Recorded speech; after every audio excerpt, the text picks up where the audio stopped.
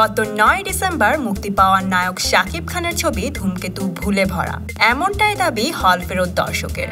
একজন দর্শক cinema hall থেকে বেরিয়ে জানান, গোজামিল রয়েছে ছবিতে, কারণ শাকিবের গেট আপ এক এক সময় এক এক রকম। এই ব্যাপারটি পরিচালক নিজেও স্বীকার করেছেন। ছবিতে দেখা যায় শাকিব বাসা থেকে টাকা নিয়ে বের হন অফিসের উদ্দেশ্যে, তখন তার চুল লম্বা।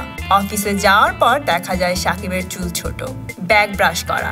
আবার অফিস থেকে সুতার দোকানে শাকিব গেলে সেখানে আবার তাকে দেখা যায় লম্বা চুলে। দোকান থেকে সুতা নিয়ে ফিরলেন আবার ছোট চুল নিয়ে। এরকম সামঞ্জস্য ছাড়া শাকিবকে দেখা গেছে পর্দায় একাধিকবার। এ ব্যাপারে পরিচালক শফিক হাসান বলেন, পরিচালক হিসেবে আসলে আমি অসহায় ছিলাম, কারণ নায়ক শাকিব খান অনেক ব্যস্ত একজন তারকা। একই সঙ্গে বেশ কিছু ছবিতে তাকে কাজ করতে হয়। প্রতিটি ছবির আলাদা লুক ছিল। আমার ছবির জন্য তিনি আলাদা কোনো লুক নিয়ে আসতে পারেননি। আবার আমার ছবির জন্য যদি তিনি চুল কাটতেন, তাহলে পরের সপ্তাহে যে ছবি শুটিং করবেন সেই ছবির লুক চেঞ্জ হয়ে যেত।